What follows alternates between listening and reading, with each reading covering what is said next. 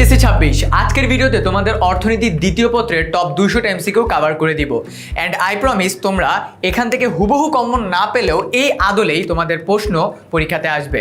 So আমরা যদি আমাদের প্রথম চ্যাপ্টারটা আগে দেখি, আমাদের প্রথম চ্যাপ্টারটার নাম হলো বাংলাদেশের অর্থনীতির পরিচয়।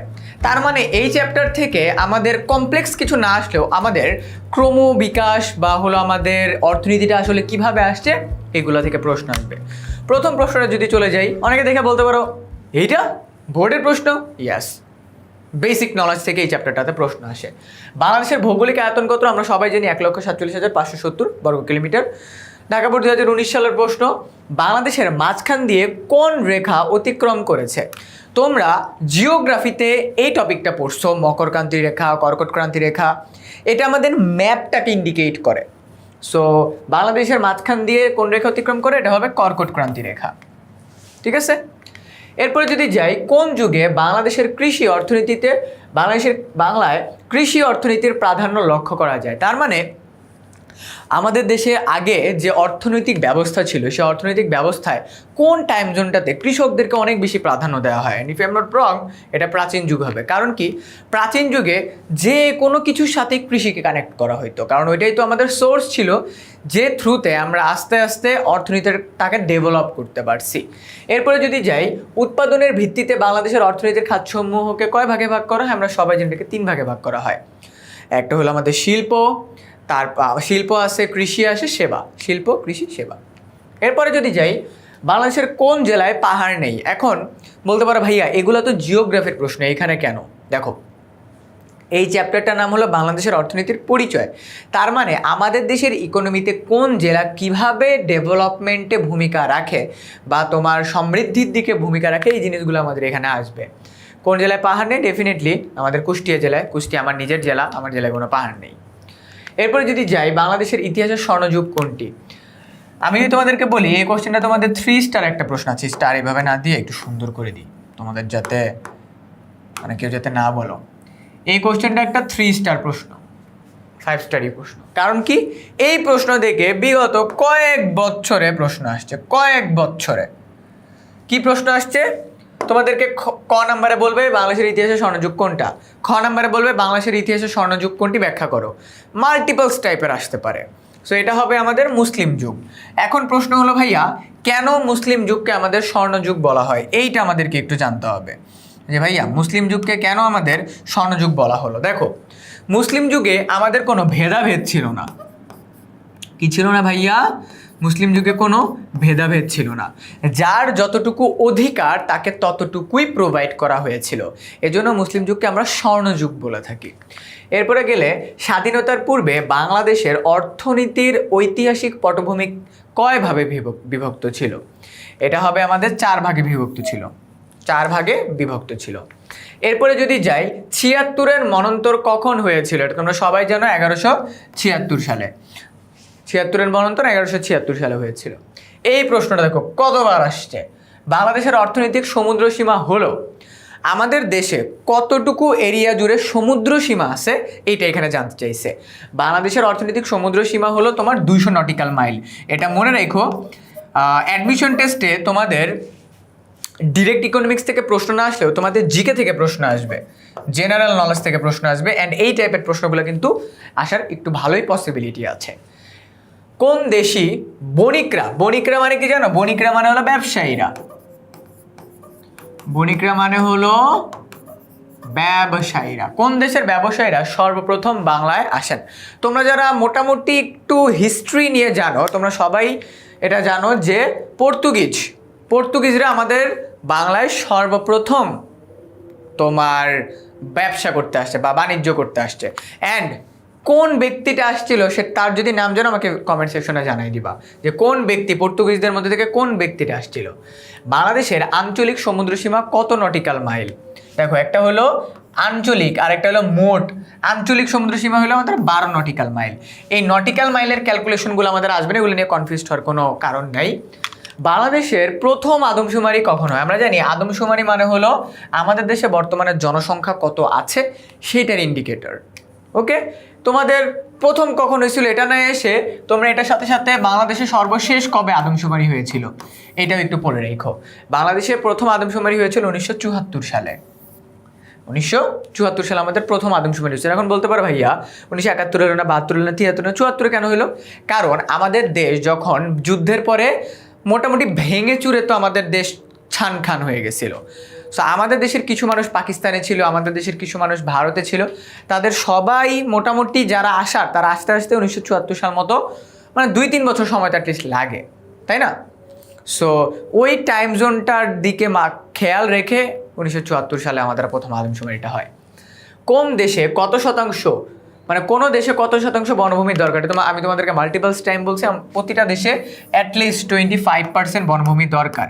But if I am not wrong, according to last data বাংলাদেশে আছে মাত্র 16%। এটা দিন দিন আরও কমতেছে, which is a very concerning thing. বাংলাদেশের কোন খাতের অবদান ক্রমশ কমছে? আমাদের দেশের অর্থনীতিতে সবচেয়ে বেশি আমাদের তৈরি পোশাকের অবদান আছে, তারপরে আমাদের অবদান আছে কৃষি খাতের অবদান আছে, তারপরে আমাদের দেশে শিল্প খাতের অবদান আছে। এখন এই যে অবদানগুলো, এখানটার মধ্যে থেকে কোন খাতের অবদান দিনে দিনে কমতেছে? কৃষি খাতের অবদান। কেন? কারণ আমরা প্রযুক্তি নির্ভর হয়ে যাচ্ছি, পুরো ওয়ার্ল্ড আস্তে আস্তে প্রযুক্তি নির্ভর হয়ে যাচ্ছে। এই প্রযুক্তি নির্ভরতা একদিকে আমাদের ভালো হচ্ছে, অন্যদিকে আমাদের খারাপেরও কারণ হচ্ছে। রিজনটা কি? যখনই আমরা কৃষি থেকে সরে যাচ্ছি, তোমরা কি জানো বাংলাদেশ আগে কৃষিতে যতটুকু উৎপাদন করতো এখন তার থেকে অনেক কম অংশে উৎপাদন করে। এই রিজনটা কি? এই রিজনটা হলো আমরা প্রযুক্তি নির্ভর হয়ে যাওয়ার কারণে আমাদের যে মৌসুমি উৎপাদনগুলো আছে ওগুলো আমরা টাইম করতেছি না। আমরা চিন্তা করতেছি যে আমরা প্রযুক্তি দ্বারা যতটুকু উৎপাদন করতে পারি ততটুকু করি, বাকিটা তো বাইরের দেশ থেকে আসবে। এটা কিন্তু একটা দেশের মানে কি বলে ওই যে তোমার সেলফ ডিপেন্ডেন্সির উপরে অনেক বড় একটা হার্মফুল ফ্যাক্টর। এরপরে যদি চলে যাই, কোন শাসক সর্বপ্রথম বাংলায় মুদ্রা প্রচলন করে? এই যে আমরা টাকা পয়সা ব্যবহার করি, এইটা সর্বপ্রথম কে নিয়ে আসছে? মনে রাখবা, শামসুদ্দিন ফিরোজ শাহ। কে নিয়ে আসছে বাবা? শামসুদ্দিন ফিরোজ শাহ। সর্বপ্রথম আমরা মুদ্রা ব্যবহার করতে পারবো, এই চিন্তাধারাটা বাংলায় নিয়ে আসছে। বাংলাদেশের ভৌগোলিক অবস্থান কোনটি? এটা অলওয়েজ মনে রাখবা। দেখো আমি তোমাদেরকে একটা ট্রিক্স শিখাই দিই, এত কিছু দেখা লাগবে না। 20-34 দেখো, তোমরা যদি জাস্ট এটা মাথায় রাখো 20-34 এর মধ্যে থেকে কোনটা আছে? এইটা আছে, এইটা আছে। এরপরে জাস্ট মাথায় রাখবা এটার প্রথমটা 20-34 আর এইটা, এছাড়া আর একটা মনে রাখা লাগবে না। 20-34-26, 20-34-26। কারণ তুমি দেখবা এই টাইপের কোশ্চেনগুলো যদি আসে কনফিউজিং হয় দুইটা জায়গায়। ম্যাক্সিমাম স্টুডেন্ট এটা অ্যান্সার দিতে পারে কারণ এটা দেখবে না, আবার যে এটা মনে রাখবে তার আবার এটা মনে থাকবে না। সো বেসিক ফ্যাক্ট হলো 20-34-26, এতটুকু মনে রাখো তাইলে হয়ে যাবে। এরপরে নিচের কোনটি সেবা খাতের অন্তর্ভুক্ত? এখানে সেবা কোনটা? দেখো, নির্মাণ, ম্যানুফ্যাকচার, পরিবহন, খনন। এখানে পরিবহন খাতটা আমাদের সেবা, কারণ পরিবহনের মাধ্যমে আমাদের কি হয়? আমরা যোগাযোগ করতে পারি, তাই না? বলো তোমরা অনেকে, জানি আমি, কমেন্টে বলবো ভাইয়া নির্মাণ কাজ তো একটা সেবার ভিতরে পড়ে, বাট আমরা যদি সবচেয়ে এক্স্যাক্ট অ্যান্সারটার দিকে যাই, ডিরেক্ট পরিবহন হলো একটা সেবা, ডিরেক্ট পরিবহন সেবা। এখন নির্মাণ, এটা তুমি নিজের জন্য নির্মাণ করতে পারো, তখন তো আর সেবা হবে না। আবার সরকার যদি জনগণের জন্য কিছু নির্মাণ করে, ওইটা এখানে তো আলাদা করে দেয় নাই, সো দ্যাটস ওয়াই এটাকে আমরা অ্যান্সার দিব না। বাট পরিবহন একদম সহজভাবে পরিবহন যদি বলে আমরা বুঝি বাস, ট্রাক, রেল, এগুলো আমাদের সেবা দিয়ে থাকে। বাংলাদেশের অর্থনীতির বৈশিষ্ট্য কোনটা? আমরা জানি বাংলাদেশের অর্থনীতি মিশ্র অর্থনীতি। সো মিশ্র অর্থনীতির ক্ষেত্রে বাংলাদেশের কৃষিখাতের অগ্রসরতা, জনশক্তির অপূর্ণ ব্যবহার, রাজনৈতিক স্থিতিশীলতা, অনুকূল সামাজিক পরিবেশ। আমাদের জনশক্তির অপূর্ণ ব্যবহার করি আমরা। জনশক্তির অপূর্ণ মানে আমাদের দেশে আমরা কিন্তু মনে করো, আমি যদি এক্সাম্পল স্বরূপ বলি, মনে করো আমাদের দেশে যত মানুষ দক্ষ কাজ পারে তারা সবাই কি কাজ করে? তাদের সবাইকে দিয়ে কি আমরা আর্নিং করাইতে পারি না, কারণ আমাদের দেশে প্রপার কর্মসংস্থান নাই।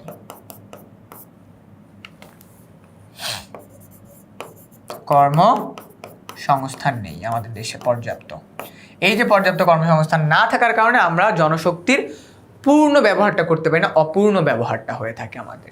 এরপরে যদি যাই, বাংলাদেশের অঞ্চল ভিত্তিক খাত কোনটি? অঞ্চল ভিত্তিক, লাইনটা খেয়াল করো, অঞ্চল ভিত্তিক তার মানে কোন এলাকা কিসের জন্য বিখ্যাত এটা আমাকে জানতে হবে। অঞ্চল ভিত্তিক খাতের ভিতরে আমরা গ্রামীণ এবং শহরের খাত, আমরা কিসের খাত? গ্রামীণ খাত এবং শহরের খাত। অঞ্চল ভিত্তিক খাত কোনটা? যেমন দেখো, গ্রামের মানুষজন কি করে? বাসা কাজ, মানে নিজের কাজ নিজে করে, বাট শহরের মানুষজন নিজের কাজটা অন্যকে দিয়ে করে, অফিস আলাদা আলাদা কাজ করে। বাংলাদেশের জিডিপিতে কোন খাতের অবদান সবচেয়ে বেশি? অলওয়েজ মাথায় রাখবা, সেবা খাতের অবদান। অ্যান্ড এটা 2016 সালে সেবা খাত থাকতে পারে। এই টাইপের কোশ্চেনগুলো দেখো, আমি তোমাদেরকে বোঝাই। তোমরা অনেকে বলতে পারো ভাইয়া 2016 সালে যখন প্রশ্ন আসছিল তখন তো সেবা খাত ছিল, বাট 2026 সালে তো ভাইয়া যদি শিল্প খাত হয় তাহলে আমি কোনটা অ্যান্সার দিব? ডেফিনেটলি তুমি শিল্পটা অ্যান্সার দিবা।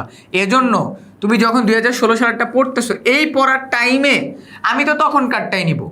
2016 সালের টাইমে তো এটা অ্যান্সার নিয়েছিল, বাট 2026 সালের টাইমে কোনটা অ্যান্সার নিতে হবে এটা তোমাকে একটু নিজে থেকে বের করে নিতে হবে। And this is the beauty of তোমার এমসিকিউ, যে এমসিকিউ তোমাকে হুবহু না দিলেও এখানে জাস্ট একটু ঘুরাই দিবে যে 2026 সালে আমাদের জিডিপিতে কোন খাতের অবদান সবচেয়ে বেশি। বুঝছো ভাইয়া? ওকে, সেকেন্ড চ্যাপ্টারে যাওয়ার আগে প্রতিটা চ্যাপ্টারের এমসিকিউ, ইম্পর্টেন্ট এমসিকিউগুলো করানোর পরে আমি তোমাদেরকে যেটা বলবো সিকিউ এর জন্য কি কি করবা। সো সেকেন্ড পেপারের যে ফার্স্ট চ্যাপ্টারটা, এই ফার্স্ট চ্যাপ্টারের সিকিউ এর জন্য আমি তোমাদেরকে বলবো জাস্ট মুসলিম যুগটা ভালোভাবে পড়ো, জাস্ট মুসলিম যুগটা একটু ভালোভাবে সিকিউ এর জন্য পড়বা। ডিটেলসে মুসলিম যুগে কে কি করছে না করছে ডিটেলসে পড়বা, মনে থাকবে বাবা? ওকে, এরপরে যদি যাই বাংলাদেশের কৃষি, এই চ্যাপ্টারটা অনেক ইম্পর্টেন্ট এবং অনেক মজারও। আইটি এর পুনরূপ কি? তোমরা সবাই জানো এটা ইনফরমেশন টেকনোলজি, এক নম্বরটা আইটি মানে ইনফরমেশন টেকনোলজি। এরপরে কোনটি চাষে জমির প্রয়োজন হয় না? নিচের কোনটা চাষ করতে জমি লাগে না? তুলা, মাশরুম, গম, চা। তোমরা সবাই বিভিন্ন ভিডিওস অ্যান্ড অল দ্যাট এটার মাধ্যমে দেখছো যে মাশরুম চাষ করতে জমি লাগে না। মাশরুম আমরা ঘরেও চাষ করতে পারি, ঠিক আছে? ঘরে ওই যে তোমার কাপড় রাখার আলনা বা শোকেস, ওটার ভিতরে কিন্তু মাশরুম চাষ করা যায়। চাষাবাদের আয়তন ভিত্তিক খামার কোনটি? চাষাবাদের আয়তন ভিত্তিক খামার, কোশ্চেনটা দেখো। চাষাবাদের আয়তন ভিত্তিক খামার হলো জীবিকা নির্বাহী খামার। কারণ কি ভাইয়া? চাষাবাদের আয়তন নির্ভর। চাষারা কারা? যারা কৃষক, যারা কৃষি কাজ করে। অ্যান্ড আমাদের দেশে ম্যাক্সিমাম যারা চাষাবাদ করে, যারা কৃষি কাজ করে, তারা ম্যাক্সিমামই জীবিকা নির্বাহী খামার। তার মানে দিন আনে দিন খায়, দিন আনে দিন খায়। তার মানে প্রতিদিনেরটা তাদের প্রতিদিন খরচ হয়ে যায়। ওকে, বিশ্বে ইলিশ উৎপাদনে বাংলাদেশের অবস্থান, বাংলাদেশের অবদান কত? অবস্থান না, অবদান কত? তোমরা জানো বাংলাদেশে পুরো ওয়ার্ল্ডে যদি 100% ইলিশ উৎপাদন করা হয়, এর মধ্যে 86% উৎপাদন করে বাংলাদেশ। Can you imagine? পুরো ওয়ার্ল্ড মিলে যদি 100% ইলিশ উৎপাদন করে, এর 86% উৎপাদন হয় বাংলাদেশে। বিএসটি এর কাজ কি? বিএসটি এর পূর্ণরূপ থেকেও কিন্তু প্রশ্ন আসতে পারে। বিএসটি এর কাজ হলো তোমার পণ্যের মান নিয়ন্ত্রণ করা। মানে একটা প্রোডাক্ট, মনে করো তুমি একটা চিপস খাচ্ছ, ওই চিপসের ভিতরে কোনো তোমার কেমিক্যালস বা হলো হার্মফুল কোনো ম্যাটেরিয়ালস বা কোনো এলিমেন্টস আছে কি না, ওইটা আমরা যখনই তোমার ফুড টেস্টিংয়ের জন্য বিএসটি এর কাছে পাঠানো হয়, বিএসটি এর পুনরূপ হলো Bangladesh standards of testing institution, if I am not wrong. So তাদেরকে পাঠানোর মাধ্যমে তারা বিভিন্ন টেস্টিং করে যে এই প্রোডাক্টটা ওকে আছে কিনা। বাংলাদেশে সাদা সোনা কি? মানে হোয়াইট গোল্ড বলা হয় কোনটাকে? বাংলাদেশে হোয়াইট গোল্ড বলা হয় চিংড়িকে। ইলিশটা কিন্তু হোয়াইট গোল্ড কেন বলা হইলো? কারণ বাংলাদেশের চিংড়ি প্রায় 30টা দেশে পাঠানো হয়, প্রায় 30টা দেশ। এটা আরও বাড়তেও পারে কমতেও পারে এক এক বছরের উপর ডিপেন্ড করে। বৈশ্বিক উষ্ণতার প্রভাব নয় কোনটি? বৈশ্বিক উষ্ণতার প্রভাব নয় ডেফিনেটলি আমাদের ভূমিকম্প। কারণ ভূমিকম্প একটা আনপ্রেডিক্টেবল জিনিস, ইউ ক্যান্ট প্রেডিক্ট ইট। বৈশ্বিক উষ্ণায়নের কারণে কি হয়? আমাদের তাপমাত্রা বেড়ে যায়। তাপমাত্রা বাড়লে আমাদের তোমার ওই যে বাতাসের আর্দ্রতার পরিমাণ বাড়ে বা কমে, তখন সাইক্লোন হইতে পারে। সমুদ্রপৃষ্ঠের উচ্চতা বেড়ে যেতে পারে তাপমাত্রা বাড়ার কারণে। তারপরে হলো লবণাক্ততা সৃষ্টি হয় কারণ বৃষ্টি হয় না অ্যান্ড অল দ্যাট। বাট এই ভূমিকম্পর সাথে বৈশ্বিক উষ্ণতার কোনো সম্পর্ক নেই, ভূমিকম্প it's a total different thing, total different. বাংলাদেশে আদর্শ কৃষি খামারের আয়তন কত? 3 একর। বাংলাদেশে আদর্শ কৃষি খামারের আয়তন হলো 3 একর। চাল উৎপাদনে বিশ্বে বাংলাদেশের অবস্থান কত? 4র্থ। পরীক্ষায় এই টাইপের কোশ্চেনগুলো আসতে পারে, তাই একটু নোট ডাউন করে, ভিডিওটা যখন দেখতেছো একটু নোট ডাউন করে ফেলো। আবাদযোগ্য জমি কাকে বলে? আবাদযোগ্য মানে কি জানো? আবাদযোগ্য মানে হলো যেখানে চাষ করা যায়, যেখানে চাষ করা যাবে, যেখানে চাষ করা যাবে তাকে আমরা বলবো আবাদযোগ্য। কি বলবো ভাইয়া? যেখানে চাষ করা যাবে তাকে আমরা কি বলবো? তাকে আমরা বলবো আবাদযোগ্য। সো আবাদযোগ্য জমিকে আমরা বলি কৃষিজোত। আবাদযোগ্য জমিকে আমরা কি বলি? আবাদযোগ্য জমিকে আমরা বলবো কৃষিজোত। ঠিক আছে, কৃষিজোত। এখন কৃষিজোত কেন বলবো? আর আরেকটা হলো কৃষিজোত কাকে বলে ভাইয়া? এই কলমটা এত হাইলাইট হচ্ছে না কেন? এটা নিয়ে কৃষিজোত বলতে আমরা বুঝবো তোমার, কৃষিজোত মানে কি? মানে হলো মনে করো এটা তোমার জমি, এটা তোমার জমি, এই জমিতে তুমি যে কাজ করবা, এই কথা যে তুমি চিন্তা করছো, এটাই হলো কৃষিজোত। মানে আমি যেই জায়গাটাতে কৃষি কাজ করতে পারবো ওইটাকে আমি বলবো কৃষিজোত। ওকে, এরপরে যদি যাই, কোনো জীবকে মানব কল্যাণের প্রয়োগের প্রযুক্তি বলা যায় কোন জীবকে? ডেফিনেটলি এটা আমাদের জৈব প্রযুক্তিকে। কোন জীবকে? জৈব প্রযুক্তি মানে কি? মানে হলো আমরা ওই যে বায়োটেকনোলজি তোমরা শুনছো না? মডার্ন এজের ভিতরে এখন চলে আসছে বায়োটেকনোলজি ইউজ করে আমরা যখন কোনো মানব কল্যাণের কথা চিন্তা করব, সেটাকে আমরা জৈব প্রযুক্তির ভিতরে ফেলে দিব। টিসিবি এর কাজ কি? টিসিবি মানে হলো এটা সরকারের পক্ষে, তোমার সরকারের থেকেই কোনো প্রোডাক্টের দাম যখন বেড়ে যায় সেটা মানে কন্ট্রোলে রাখার জন্য সরকার তোমার মার্কেট ফ্রেন্ডলি বা হলো মানুষের সহনশীল দামে প্রোডাক্টগুলো বিক্রি করে। টিসিবির পূর্ণরূপ কি এটা তোমরা যারা জানো কমেন্টে আমাকে জানায় দাও। আর টিসিবির কাজ হলো তোমার ন্যায্য মূল্যে পণ্য বিক্রি করা। টিসিবির কাজ কি? ন্যায্য মূল্যে পণ্য বিক্রি করা। উৎপাদনকারী থেকে পাইকারি ব্যবসা, খুচরা ব্যবসায়ী, ভোক্তা, এটা কি? উৎপাদনকারী থেকে পাইকারি ব্যবসা, খুচরা ব্যবসা থেকে ভোক্তা, এই পুরো প্রসেসটাকে আমরা কি বলবো? এটাকে আমরা বলবো বিপণন পদ্ধতি। বিপণন মানে কি? বাজারজাতকরণ পদ্ধতি।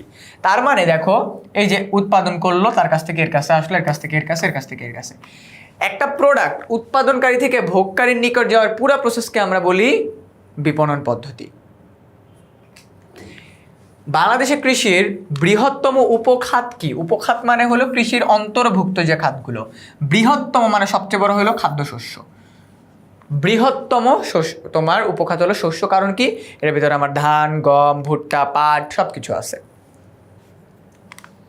কোনটি কৃষি প্রযুক্তির উপাদান? কৃষি প্রযুক্তির উপাদান হলো আমাদের সার। কারণ তোমরা অনেকে জানো আমাদের দেশে খরা হয়, বন্যা হয়, ঠিক আছে, জলোচ্ছ্বাস হয়, এই সব কিছুর মধ্যেও কিন্তু আমাদের খাদ্য উৎপাদন করে যেতে হয়। অ্যান্ড এই টাইমেও এই যে প্রতিকূল অবস্থাতে উৎপাদন করতে আমাদের কিন্তু টেকনোলজির ব্যবহার নিতে হয়েছে। অ্যান্ড টেকনোলজির ব্যবহার নিয়ে আমরা কিছু সার উৎপাদন করছি যেগুলা তোমার এই যে খরা মৌসুমে আমাদেরকে উৎপাদন কার্য, বন্যা মৌসুমে উৎপাদন কার্য চালিয়ে যেতে হেল্প করবে। কোনটি কৃষি পণ্য বিপণনের সমস্যা? তুমি যদি কৃষি কোনো একটা প্রোডাক্ট, মনে করো ধান ভালো হওয়ার জন্য তুমি সার তৈরি করছো, এই সারটা তুমি যদি বিক্রি করো, সমস্যা কি হবে? নিম্নমানের পণ্য আসবে। কারণ কি? কারণ একটা দক্ষ কৃষক যেভাবে করে যতটুকু পরিমাণ সার তোমার ফসলের জমিতে দেওয়া যায় সেটা জানবে। এখন একটা মানুষ চিন্তা দেখলো কি, আচ্ছা এই সার ছিটায় দিলেই তো জমিতে ফসল ভালো হচ্ছে। তো সেই ক্ষেত্রে হবে কি, তোমার সে একটা ভ্যালুয়েবল প্রোডাক্টকে একটা নিম্নমানের প্রোডাক্টে কনভার্ট করে ফেলবে। কারণ মানে ইটস লাইক বানরের হাতে যদি তুমি তলোয়ারি দিয়ে দাও, কোনো লাভ নেই। কারণ সেনাপতির হাতে তলোয়ারি দিলে সেটার ইউজ যেভাবে হবে, বানরের হাতে তলোয়ারি দিলে ওইটার ইউজে সমস্যা হবে। সো এটা হলো বানরের হাতে তলোয়ারি দেওয়ার মতো জিনিস। নিচের কোনটি মালিকানা ভিত্তিক খামার? মালিকানা ভিত্তিক মনে রাখবা, এটার ভিতরে আমাদের আছে যৌথ খামার। কারণ কি? যৌথ খামারে একাধিক মালিক থাকতে পারে, একাধিক মালিক থাকতে পারে। ঠিক আছে, একাধিক মালিক থাকতে পারে। বাংলাদেশে কৃষির প্রধান বৈশিষ্ট্য কি? আমাদের দেশে কৃষির প্রধান বৈশিষ্ট্য হলো প্রাচীন চাষ পদ্ধতি। আমাদের দেশে এখনো তোমার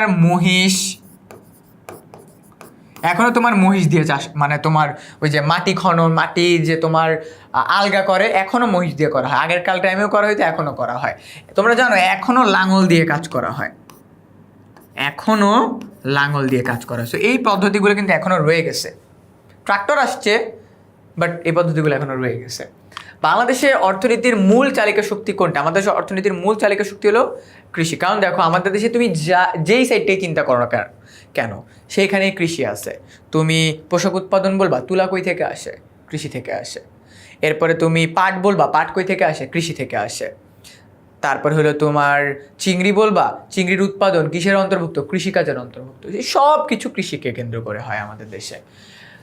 যে খামারের এক অংশে, দেখো এই কোশ্চেনটা অনেক গুরুত্বপূর্ণ, যে খামারের এক অংশে ফসল উৎপাদন এবং অন্য অংশে পশুপালন করা হয় তাকে কি বলে? তাকে আমরা বলবো মিশ্র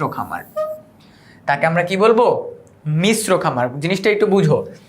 যে খামারে এক অংশে ফসল যেমন কি তোমার ধান, আর আরেক অংশে হলো তোমার পশুপালন করা হয়, যেমন হাঁস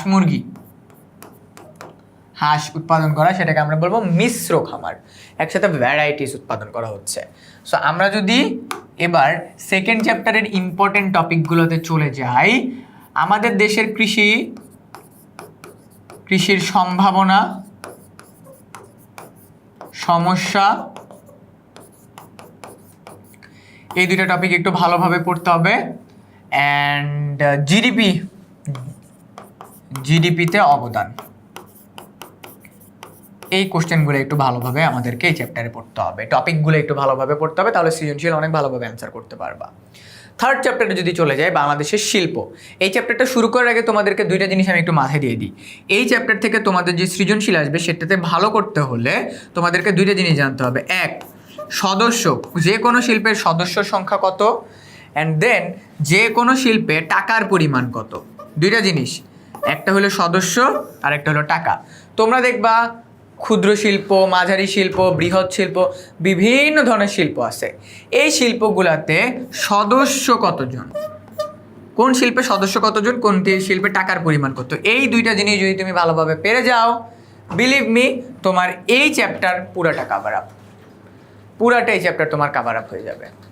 ওকে, শিল্পনীতি 2016 অনুসারে বাংলাদেশের শিল্পসমূহকে কয় ভাগে ভাগ করা হয়? বাংলাদেশের শিল্পসমূহকে আমরা টোটাল 12টা ভাগে ভাগ করতে পারি। এটা এখন কমতেও পারে, বাড়তেও পারে, সেটা একটু দেখে নিতে হবে। বাংলাদেশের শিল্পসমূহকে, আমাদের দেশে কত ক্যাটাগরির শিল্প আছে, কতগুলো ক্যাটাগরির শিল্প আছে, সেগুলোকে আমরা টোটাল 12টা ভাগে ভাগ করতে পারবো। এরপরে শিল্পনীতি 2016 অনুযায়ী ক্ষুদ্র শিল্পের সর্বোচ্চ শ্রমিক, এই একটু আগে বলছি শ্রমিক সংখ্যা কতজন, ক্ষুদ্র শিল্পের সর্বোচ্চ শ্রমিক হয় 50 জন। এগুলো টু দ্য পয়েন্টের পড়া, তাই এগুলোতে বেশি টাইম নিব না। তারপর হলো আপসোনিন ঔষধ কোম্পানি একটি, আপসোনিন ঔষধ কোম্পানি একটা কি, একটা ফার্ম। এখন তোমার এখানে একটা স্পেসিফিক কোম্পানি বলছে, তাই এটা হয়েছে ফার্ম। এন্ড মনে রাখবা, অনেকগুলো ফার্ম মিলে কিন্তু হয় শিল্প। যদি আমি বাংলাদেশের পুরো তোমার কেমিক্যাল ইন্ডাস্ট্রিকে বলি, তাহলে কেমিক্যাল ইন্ডাস্ট্রি মানে কি, শিল্প। আমি যদি ফার্মেসি বলি, ফার্মেসি মানে হলো তোমার ঔষধ ফার্মেসি ইন্ডাস্ট্রি বলি। যখনই কোনো একটা ইন্ডাস্ট্রি কথা বলা হবে তখন মনে রাখবে এটা শিল্প। আর কোনো স্পেসিফিক কোম্পানি বা সেগমেন্ট নিয়ে কথা বলে সেটা হবে ফার্ম। নিচের কোন শিল্পটি শুধুমাত্র সরকারি বিনিয়োগের জন্য নির্ধারিত? সরকারি বিনিয়োগের জন্য নির্ধারিত হলো সংরক্ষিত শিল্প। সংরক্ষিত শিল্পের ভেতরে আমাদের কি আছে? সংরক্ষিত শিল্পের ভেতরে আমাদের আছে তোমার সরকার থেকে তোমার টাকশাল, মানে যেখানে টাকা উৎপাদন করা হয়, অস্ত্র, প্রতিরক্ষা, এগুলো হলো সংরক্ষিত, যেগুলো সরকারকেই করতে হবে, কারণ এগুলো সরকার ছাড়া অন্য কারো হাতে গেলে ডিজাস্টার হয়ে যাবে। Just think about it. মনে করো বাংলাদেশে মানে ইউএসের মতো যার কাছে ইচ্ছা তার কাছে বন্দুক বিক্রি করা যায়, তাহলে দেখবা প্রতিদিন অ্যাটলিস্ট 10টা মানুষ গুলি খেয়ে মরবে। মাইক্রো শিল্পে নিয়োজিত, মানে কি ক্ষুদ্র শিল্পে নিয়োজিত শ্রমিকের সংখ্যা কত? 16 থেকে 30 বা তার চেয়ে কম। 16 থেকে 30 বা তার চেয়ে কম, যা বলছি সংখ্যা, টাকার পরিমাণ। মাইক্রো শিল্পে দেখো এটা হলো মাইক্রোশিল্পে নিয়োজিত শ্রমিকের সংখ্যা। মাইক্রোশিল্পের শ্রমিকের সংখ্যা কত? 20 থেকে 10 থেকে 24 জন।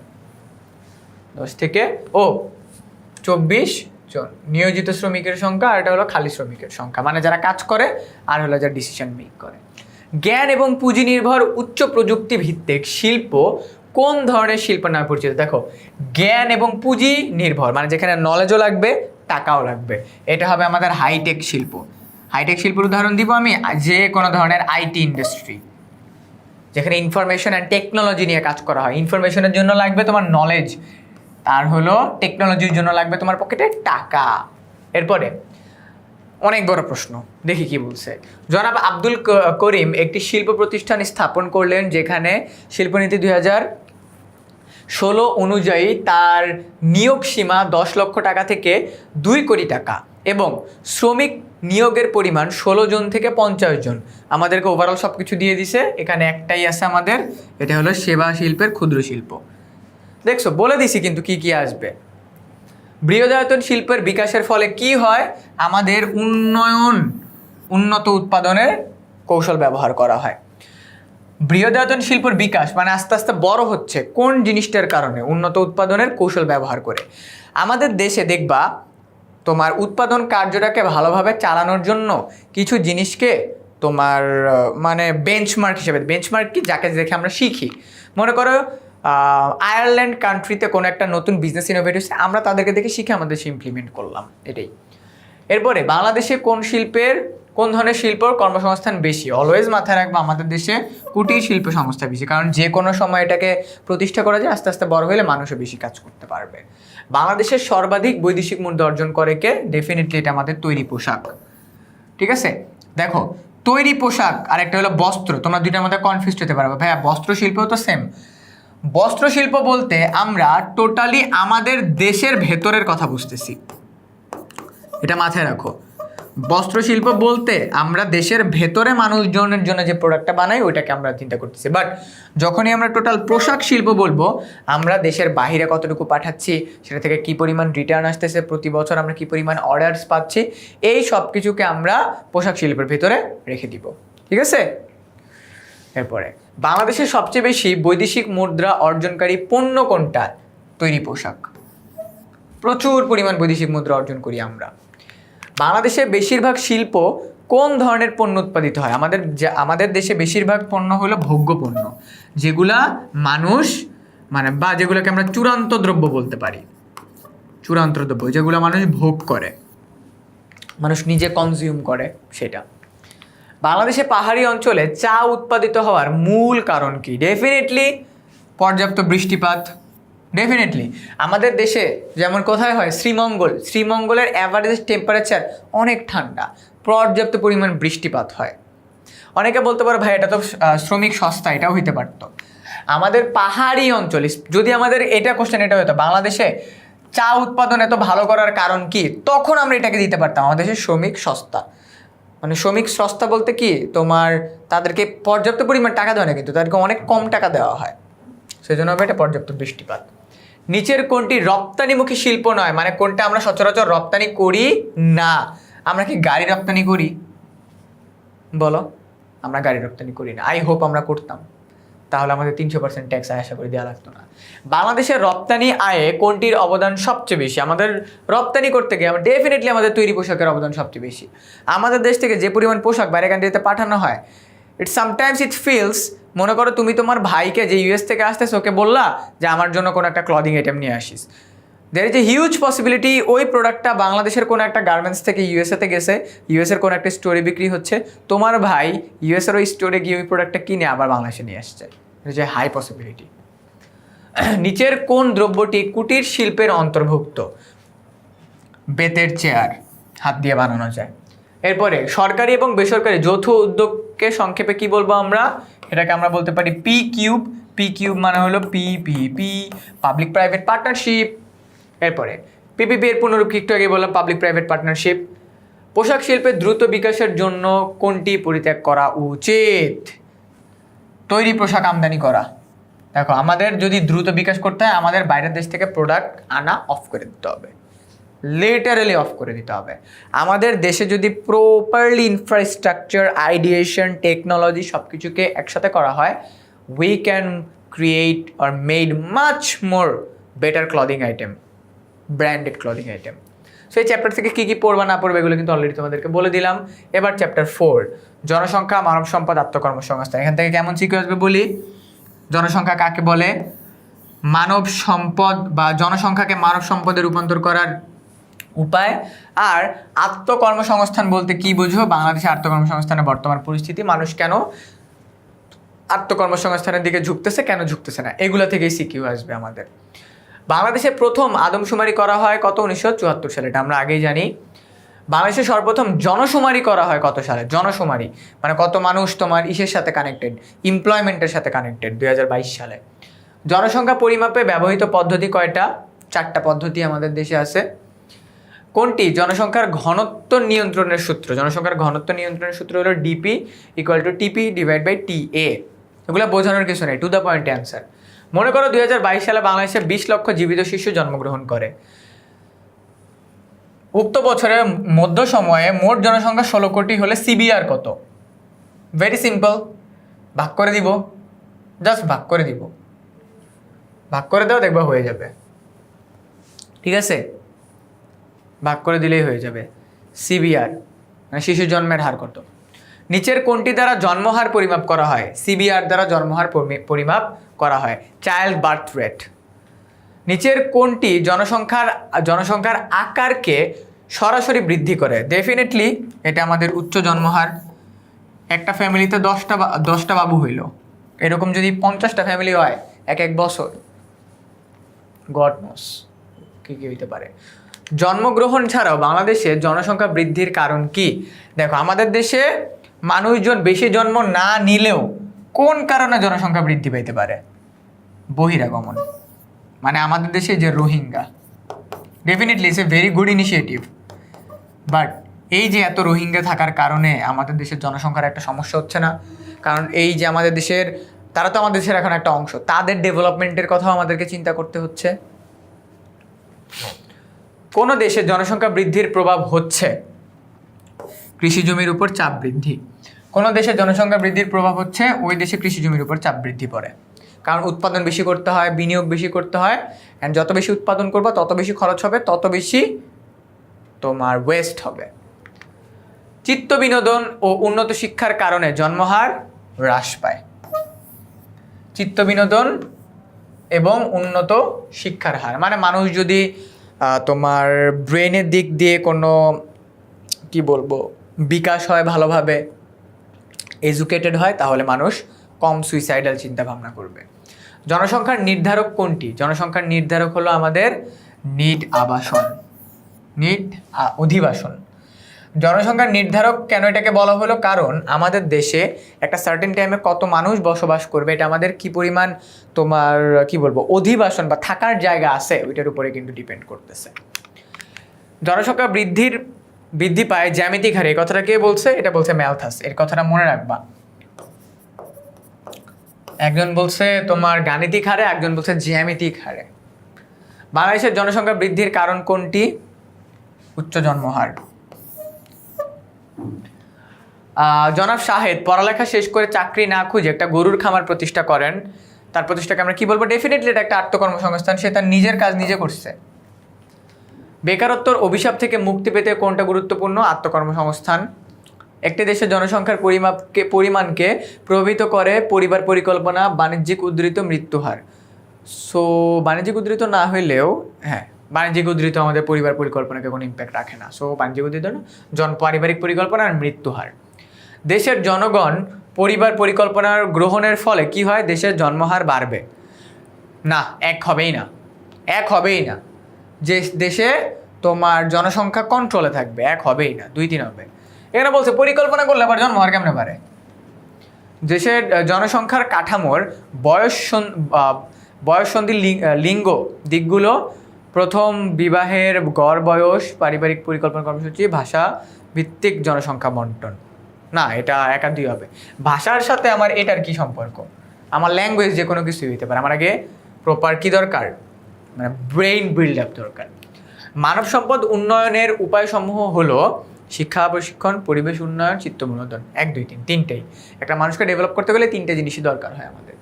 একটি দেশের আয়তন 1,10,000 বর্গ কিলোমিটার।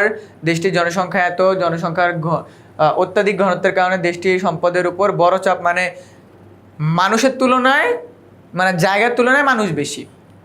দেশটির জনসংখ্যার জাস্ট কিছুই না, 11 কোটিকে এত দিয়ে ভাগ করে দিলে হয়ে গেছে। প্রতি বর্গ কিলোমিটারে 1000 জন মানুষ থাকে। একটা দেশের আয়তন যদি এত হয় অ্যান্ড অল দ্যাট, তাহলে এই দেশটা সমস্যা মোকাবিলা করার জন্য দেশটিকে মোকাবিলা করতে হবে খাদ্য ঘাটতি, বেকারত্ব বৃদ্ধি, দূষণ বৃদ্ধি। ইয়াস, 3টাই। ক দেশের মোট জনসংখ্যা এক্স এবং আয়তন ওয়াই। ঘনত্ব যদি জেড ইকুয়াল টু 1200 হয়, তাহলে ক এর মান কত? তাহলে ক দেশের জনসংখ্যার ঘনত্ব নির্ণয় করো। ঘনত্বের সূত্র DP divide by X, DP equal to X into Y. Yes. So এই চ্যাপ্টার থেকে কী কী পড়বো আমি কিন্তু অলরেডি বলে দিলাম। জন্মহার, মৃত্যুহার, এগুলো একটু ভালোভাবে দেখতে হবে। খাদ্য নিরাপত্তা, আমাদের দেশের এইখান থেকে জাস্ট 2টা কোশ্চেন ভালোভাবে পড়বা। খাদ্য নিরাপত্তা কেন গুরুত্বপূর্ণ? খাদ্য নিরাপত্তা না থাকলে কি হয়? কেন আমাদের নিরাপদ খাদ্য খাওয়া উচিত? কেন খাবো নিরাপদ খাদ্য? এই টপিকগুলো একটু ভালোভাবে পড়লেই আশা করি তোমরা এখান থেকে কমন পাবা। ওকে, খাদ্যের দাম স্তর নাগালের মধ্যে থেকে পর্যাপ্ত নিরাপদ খাদ্য প্রাপ্তিকে কি বলা হয়? ডেফিনেটলি এটা খাদ্যের নিরাপত্তা বলা হয় এটাকে। এরপর যদি যাই খাদ্য প্রাপ্তি, খাবার পাইছি এবং আয় স্তরের মধ্যে সামঞ্জস্যকে আমরা খাদ্যের নিরাপত্তা বলবো। যখন আমার পকেটে এনাফ পরিমাণ টাকা আছে, আমার খাবারের নিড আছে, দুটার মধ্যে যখন ব্যালেন্স হবে, সেটা হলো আমার খাদ্যের নিরাপত্তা। খাদ্য প্রাপ্যতার নির্ধারক কি? খাদ্যের প্রাপ্যতার নির্ধারক হলো খাদ্য পর্যাপ্ত আগে থাকতে হবে আমাদের কাছে, মজুদ থাকতে হবে। তোমার দেশে খাবারই নেই, তাহলে মানুষ কিভাবে নিরাপদ খাদ্য পাবে? খাদ্যের ক্রয়যোগ্যতা বৃদ্ধির সবচেয়ে বড় গুরুত্বপূর্ণ দিক কোনটি? খাদ্যের ক্রয়যোগ্যতা বৃদ্ধির সবচেয়ে বেশি গুরুত্বপূর্ণ দিক হলো তোমার কর্মসংস্থান সৃষ্টি। মানুষের যখন কর্মসংস্থান সৃষ্টি হবে, তখন মানে মানুষ টাকা আর্ন করবে এবং সে খাবার কিনতে পারবে তার প্রয়োজন মাফিক। খাদ্য নিরাপত্তা ব্যবস্থার সমস্যা কোনটি? খাদ্য নিরাপত্তা ব্যবস্থার সমস্যা হলো আমাদের খাদ্যের মূল্য বৃদ্ধি পায়। আমাদের দেশের মেইন সমস্যা এটা। তুমি যখন কোনো একটা ফুড কিনতে যাবা তখন দেখবো ওটার প্রাইস এক্সপোনেনশিয়ালভাবে হাই হয়ে গেছে, তুমি কিনতে পারবে না। যেমন আমাদের দেশে ইলিশ মাছ, গরুর মাংস, ঠিক আছে, গরুর মাংস, এগুলা কি আমাদের বডির জন্য গুরুত্বপূর্ণ, বাট দাম আকাশচুম্বী। খাদ্য নিরাপত্তার মাধ্যমে কি নিশ্চিত হয়? খাদ্য নিরাপত্তার মাধ্যমে আমাদের মৌলিক খাদ্যের প্রাপ্যতা, মানে একটা মানুষের মৌলিক চাহিদার মূলে কি খাদ্য, ওইটা সে পাবে। এবার যদি যে বিএসটি এর পুনরূপ কি, আমি তোমাদেরকে আগেই বলছি বিএসটি এর পুনরূপ হলো বাংলা স্ট্যান্ডার্ডস কই? স্ট্যান্ডার্ডস, দেখো স্ট্যান্ডার্ড না, কিন্তু স্ট্যান্ডার্ডস একটাই আছে, একটাই অ্যান্সার। স্ট্যান্ডার্ডস একটা পড়লে জাস্ট দেখো, একটা মনে রাখলে হয়ে গেছে। টিসিবি এর পুনরূপ কি? Trade corporation of Bangladesh. Yes, এটা trading corporation of Bangladesh, trade corporation না, ট্রেডিং কর্পোরেশন। এরপরে যদি খাদ্য নিরাপত্তার প্রধান বাধা কি? আমাদের দেশের খাদ্য নিরাপত্তার প্রধান বাধা হইল ভাইয়া খাদ্যে ভেজাল। আমাদের দেশের খাদ্যের ভেজাল কবে যে দূর হবে? আমার মনে হয় না কখনো দূর হবে খাদ্যে ভেজাল। কারণ একটা প্রোডাক্ট কোনো একজন মানুষ 100 টাকায় বিক্রি করতেছে, সেই প্রোডাক্ট তুমি যদি মানুষকে 80 টাকায় দিতে পারো ভেজাল খাবার দিয়ে, মানুষ কি ভেজাল টেস্ট করতে যাবে? মানুষ তো আগে দেখবে দাম কম, কিনা ফেলার পরেই ওইটাই আমাদের মেইন সমস্যা। খাদ্য নিরাপত্তা বলতে কি বোঝায়? খাদ্য নিরাপত্তা বলতে মানে বোঝায় তোমার খাদ্যের প্রাপ্যতা, মানুষ আগে পর্যাপ্ত পরিমাণ খাদ্য পাবে, এটাই খাদ্য নিরাপত্তা। খাদ্যের প্রাপ্যতা ক্ষতিগ্রস্ত হয় কখন? স্বল্প উৎপাদনশীলতার কারণে, অপর্যাপ্ত খাদ্যের প্রভাবের কারণে, ভর্তুকির কারণে। 1 আর 2, ভর্তুকির কারণে ভর্তুকির কারণে খাবার আরও বেশি পাবে, কম কেন পাবে? এরপরে মাসুম মিয়া দিনমজুর মানে দিন আনে দিন খায়। বাজারে খাদ্য সামগ্রীর পর্যাপ্ত সরবরাহ থেকে খুব খুশি হয়, কিন্তু সব জিনিসের দাম খুব চড়া, তাই প্রয়োজনের তুলনায় সামান্য কিনেই তাকে বাড়িতে ফিরতে হয়। মাসুম মিয়ার প্রয়োজনের তুলনায় সামান্য ক্রয়ের ক্ষেত্রে খাদ্য নিরাপত্তার কোন দিকটি ফুটে উঠেছে? অর্থনৈতিক লভ্যতা, তার মানে হলো টাকা নাই। টাকা নেই, পর্যাপ্ত পরিমাণ টাকা নাই। এই মাসুম মিয়ার এই জিনিসটার কারণে তোমার স্বল্প আয়ের লোকদের খাদ্য নিরাপত্তা নিশ্চিতকরণে সরকার যে ব্যবস্থা নিতে পারে, সামাজিক নিরাপত্তা জোরদারকরণ। সামাজিক নিরাপত্তা জোরদার করে কি হবে? আচ্ছা, সামাজিক নিরাপত্তা এখানে বলছি, সামাজিক নিরাপত্তা, ওকে ফাইন। মানুষ যাতে প্রপারলি খাবার পায়, বেশি খাদ্য উৎপাদন করতে হবে, বেশি পরিমাণ খাদ্য আমদানি করতে হবে, ইয়েস। এরপর যদি যাই, আমির সাহেব সেমিনারে আলোচনাকালে বলে বাংলাদেশের জনগণ নিরাপদ খাদ্যের অভাবে ক্যান্সার, হার্ট, কিডনি সহ বিভিন্ন জটিল রোগে আক্রান্ত হচ্ছে। এজন্য তিনি সরকার, ব্যবসায়ী ও উৎপাদকের ভূমিকা নিয়ে প্রশ্ন তোলেন। আমির সাহেবের আলোচনার অসুখ ছড়ানোর কারণ হলো নিরাপদ খাদ্য পাওয়া যায় না আমাদের দেশে। ইয়াস, ট্রু। আমাদের দেশে ফুড পয়জনিং নিয়ে প্রতিদিন 3 থেকে 4 জন হাসপাতালে ভর্তি হয়। আমির সাহেবের সেমিনার আলোচনার কাছ থেকে আছে, এখান থেকে কি উৎপাদন ভূমিকা নিয়ে প্রশ্ন তোলায় আমির সাহেবের আলোচনার ফলে ব্যবসায়ীরা লাভবান হবে, সরকারের সচেতনতা বাড়বে, জনসচেতনতা বাড়বে। সরকারের লাভবান কি হবে? না, 2-3 হবে। স্বল্পকালে দেশে কিছু অসৎ ব্যবসায়ী খাদ্য ভেজাল মিশিয়ে থাকে, এর মাধ্যমে অধিক মুনাফা অর্জন করে। স্বাস্থ্য ব্যবস্থার জন্য এ ধরনের খাদ্য হুমকি হয়ে দাঁড়িয়েছে। উদ্দীপকের কোন সমস্যাটি অধিক গুরুত্বপূর্ণ? খাদ্য নিরাপত্তা। তারপর হইলো এটার কারণে খাদ্যের দাঁড়িয়ে আছে, খাদ্য ভেজাল দিলে কি হয়? খাদ্য ভেজাল দিলে তোমার কর্মক্ষমতা কমে। দেখো, আমার মনে করো তুমি পর্যাপ্ত পরিমাণ খাবার নাই তোমার কাছে, মনে করো তোমার কাছে তুমি পর্যাপ্ত পরিমাণ খাবার নাই, তুমি কি মন খুশি মতো কাজ করতে পারবা? তোমার কাজের প্রতি মোটিভেশন আসবে? তোমার কি কর্মদক্ষতা বাড়বে? না, কিচ্ছু হবে না। লাস্টে মিস্টার জেড একজন অসাধু মাছ ব্যবসায়ী, মানে মাছের ভিতরে ফরমালিন দেয়, সে মাছে ফরমালিন দেওয়ার কারণে ভ্রাম্যমাণ আদালতের নিকট তাকে 10,000 টাকা জরিমানা করতে হয়। উদ্দীপকে আদায়কৃত অর্থকে কি বলা হয়? জরিমানা বলা হয়। দেখছো, বেসিক কোশ্চেন সবগুলো।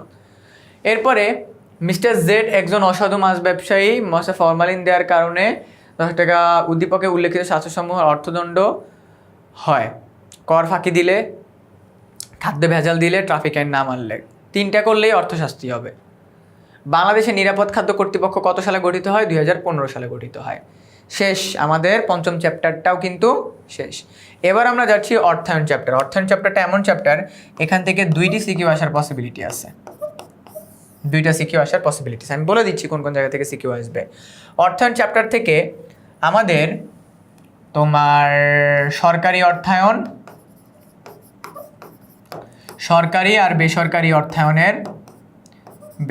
অর্থায়ন, এই 2টা আমাদেরকে একটু ভালোভাবে জানতে হবে। সরকারি অর্থায়ন, বেসরকারি অর্থায়নের যে পয়েন্টগুলো আছে সেগুলো আমাদেরকে একটু ভালোভাবে জানতে হবে। তারপরে হলো তোমার শেয়ারগুলোকে ভালোভাবে জানতে হবে। শেয়ার, কি কি ধরনের শেয়ার আছে? সাধারণ শেয়ার, অগ্রাধিকার share, bonus share, right share, এগুলো আমাদেরকে ভালোভাবে জানতে হবে। দেন আমাদেরকে শেয়ার মার্কেট সম্পর্কে জানতে হবে। শেয়ার মার্কেট সম্পর্কে জানতে হবে। তারপর তোমার অভ্যন্তরীণ অর্থায়নের অভ্যন্তরীণ উৎস, বাহ্যিক উৎস, ঠিক আছে? অভ্যন্তরীণ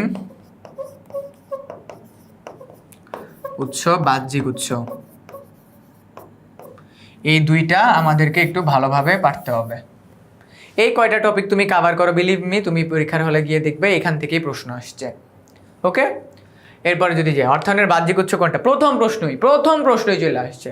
অর্থায়নের বাহ্যিক উৎস কোনটা? যেটা আমরা বাইরে থেকে পাই, স্থায়ী সম্পদ। অর্থায়নের বাহ্যিক উৎস, এটা আমাদেরকে স্থায়ী সম্পদ কি? আমাদের মনে করো কোনো মেশিন, এসি, এগুলো বাইরে থেকে নিয়ে আসতে হয় না? কোনটি অর্থায়নের বাহ্যিক উৎস? বাইরে থেকে আমরা পাই সব কয়টি, বাণিজ্যিক ব্যাংক, প্রদেয় বিল, বাণিজ্যিক পত্র, সবগুলো আমাদেরকে কেউ না কেউ সাহায্য করে। ফিনিশ কোন ভাষার শব্দ? এটা হলো ল্যাটিন ভাষার শব্দ। IPO, initial public offering.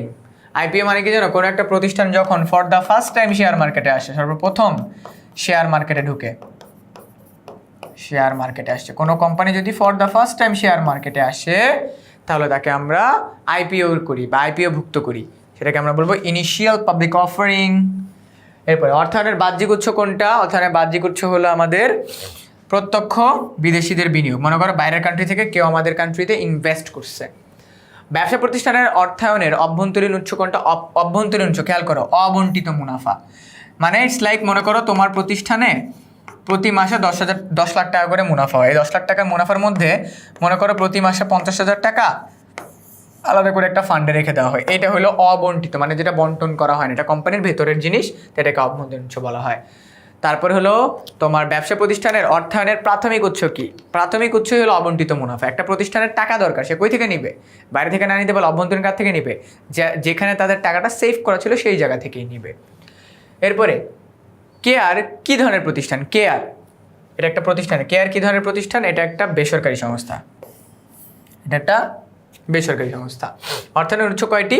অর্থায়নের উৎস দুইটি, অভ্যন্তরীণ উৎস, বাহ্যিক উৎস। শেয়ার বাজার ও বন্ড কোন বাজার অন্তর্ভুক্ত? ডেফিনেটলি এটা আমাদের মূলধন বাজার। মনে রাখবো আমাদের বাজার মূলত দুইটা, একটা হলো অর্থ বাজার আর একটা হলো মূলধন বাজার, বা একটা মুদ্রা বাজার আর একটা হলো মূলধন বাজার। যে বাজারে শর্ট টার্ম লেনদেন করা হয় তাকে আমরা অর্থ বাজার বলবো, আর যে বাজারে লং টার্ম লেনদেন করা হয় তাকে আমরা মূলধন বাজার বলবো। কোন বাজারের মূল্য নির্দিষ্ট সময় শেষে মালিককে অবশ্যই কোন শেয়ারের মূল্য নির্দিষ্ট সময় শেষে অবশ্যই মালিককে ফেরত দিতে হবে? এটা হবে আমাদের পরিশুদ্ধ অগ্রাধিকার শেয়ার। নির্দিষ্ট সময় শেষ মালিককে ফেরত দিয়ে দিতে হবে। শেয়ার লেনদেনের জন্য কি প্রয়োজন? শেয়ার লেনদেনের জন্য আমাদের স্টক এক্সচেঞ্জ প্রয়োজন। আমাদের দেশে শেয়ার মার্কেট আছে দুইটা, একটা হলো ঢাকা আর একটা হলো চট্টগ্রাম। আর আমাদের দেশে যে শেয়ার মার্কেটকে কন্ট্রোল করে তাকে আমরা বলি BSEC।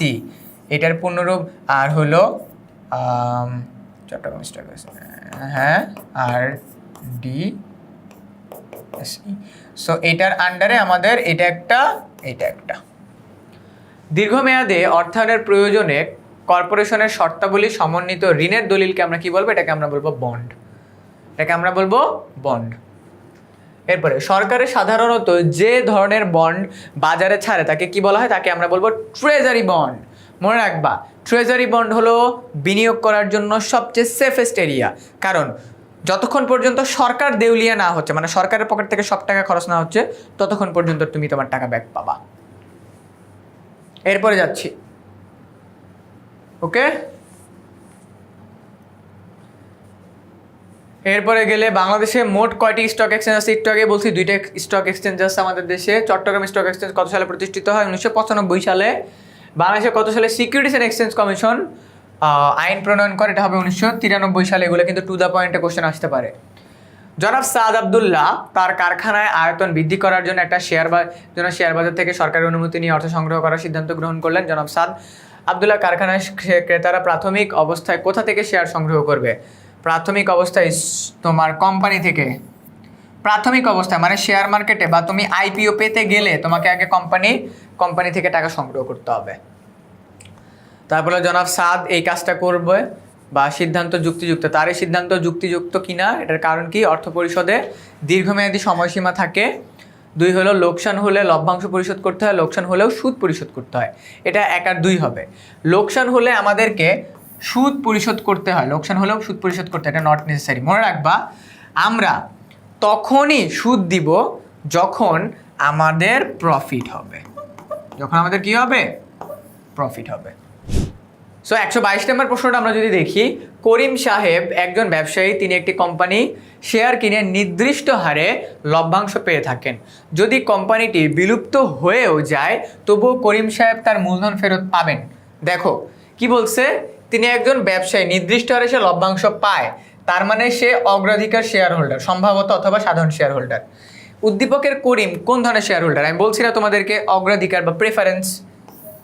মনে রাখবা, কোম্পানি উল্টেয়া যাক, পাল্টেয়া যাক, মাটির তলে চলে যাক, এই মানুষকে টাকা দিতে হবেই। অগ্রাধিকার শেয়ার হোল্ডার, প্রেফারেন্স। ডান। আমাদের 6 চ্যাপ্টারও ডান। কি কি আসবে আর না আসবে অলরেডি বলে দিচ্ছি। এবার আসি মুদ্রাস্ফীতি।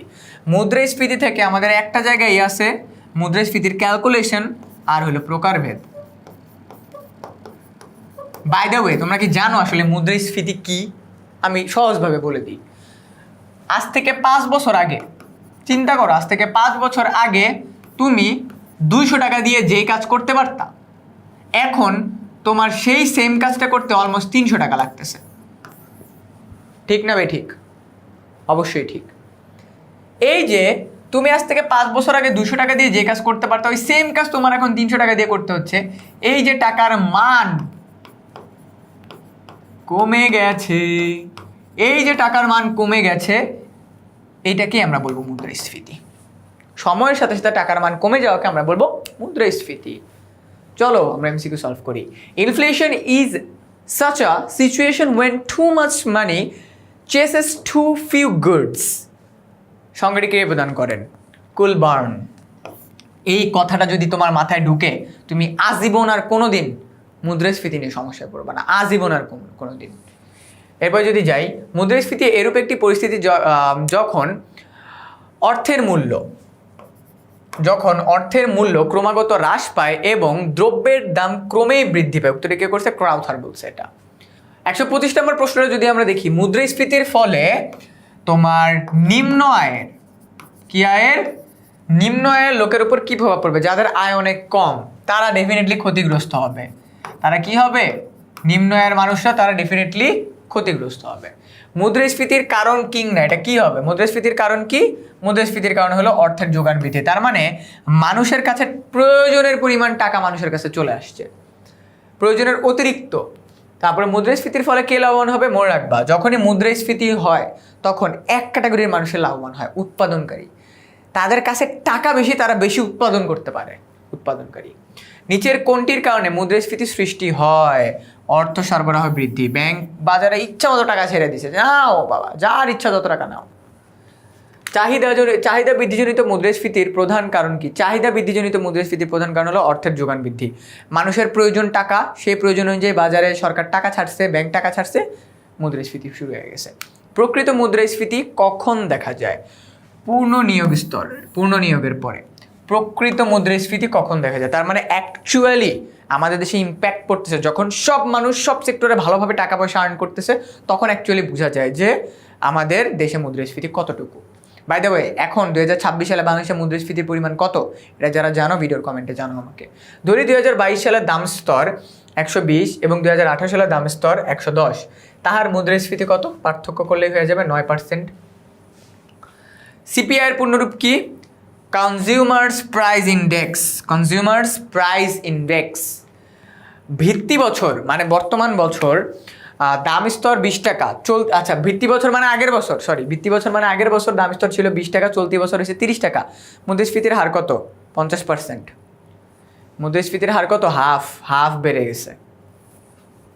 ওকে, হাফ, পুরো একদম হাফ বেড়ে গেছে, অলমোস্ট, ইয়েস। মুদ্রাস্ফীতি নিয়ন্ত্রণের জন্য সরকার নিচের কোন পদক্ষেপটি গ্রহণ করবে? নিয়ন্ত্রণের জন্য সরকার অর্থ সরবরাহ কমাই দিবে। মনে করো ব্যাংক যদি 100 টাকা বাজারে ছাড়তো, এখন ছাড়বে 10 টাকা। এটি। মুদ্রাস্ফীতির বিপরীত অবস্থা কি? মুদ্রা সংকোচন, মানে টাকা বাজারে কম ছাড়া, প্রয়োজনের তুলনায় টাকা কম। নিচের কোনটি মুদ্রাস্ফীতির গুরুত্বপূর্ণ নির্ধারক? মুদ্রাস্ফীতির গুরুত্বপূর্ণ নির্ধারক হলো মুদ্রার যোগান।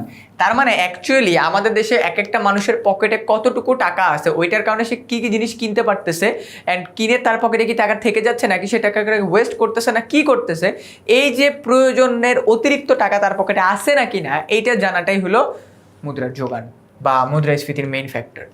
2015 সালে বাংলাদেশের দাম স্তর ছিল 20, 2020 সালে হয়েছে 40। সেখানে মুদ্রাস্ফীতির পরিমাণ কত পার্সেন্ট? 100% বাড়ছে, একদম 100% বাড়ছে, 100% বাড়ছে। যখন আমাদের ছিল 20, এই 20-এর যদি 50% করি তাহলে হবে 10, বেড়ে যদি হয় 30, তার মানে আমাদের কত হয়েছে? মনে করো আমাদের দেশে আগে দাম স্তর ছিল 20, এখন হয়েছে 30, তাহলে কত পার্সেন্ট বাড়ছে? ডেফিনেটলি এটা বাড়ছে 50%, কারণ 200-এর 50% কত? 10 যোগ করলে আমাদের 30 হয়ে যায়। আর সিমিলারলি যদি 20 থেকে 40-এ চলে যায় তাহলে একদম ডাবল, 100% মুদ্রাস্ফীতি হয়েছে, 100%। তারপর হলো উৎপাদন উপকরণের দাম বৃদ্ধি পেলে কোন ধরনের মুদ্রাস্ফীতি ঘটে? এটা হলো ব্যয় প্রসারিত মুদ্রাস্ফীতি, ব্যয় প্ররোচিত মুদ্রাস্ফীতি। মুদ্রাস্ফীতির কী কী ধরন আছে এগুলো একটু পড়তে হবে। ভোক্তার দাম সূচক নির্ণয়ে নিচের কোন বিষয়টি বিবেচনা করা হয়? ভোক্তার দাম ক্ষেত্রে তোমার খুচরা দাম, একটা প্রোডাক্টের খুচরা দাম কত, এটা নির্ণয় করতে। মুদ্রাস্ফীতি কিভাবে নিয়ন্ত্রণ করা যায়? ব্যাংক হার বাড়ানোর মাধ্যমে, যে ব্যাংক থেকে তোমরা যারা টাকা ঋণ নিবা তাদেরকে এক্সট্রা চার্জ দিতে হবে ওইটার মাধ্যমে। এরপর যদি যাই, অধিকাংশ ক্ষেত্রে মুদ্রাস্ফীতি নিয়ন্ত্রণের জন্য যে পদ্ধতি অনুসরণ করা হয় এটা হলো আর্থিক নীতি, মানে বাজারে পর্যাপ্ত পরিমাণ, বাজারে যতটুকু টাকা আছে ওগুলোই থাকবে, দরকার হলে মানুষ টাকা ব্যাক দিবে, মানুষ টাকা রাখবে, বা নতুন করে বাজারে টাকা ছাড়বো না আমরা। মুদ্রাস্ফীতিতে সীমিত আয়ের জনগণের উপর কী প্রভাব পড়ে? ক্ষতিগ্রস্ত হয়। এটা প্রথম MCQ ছিল।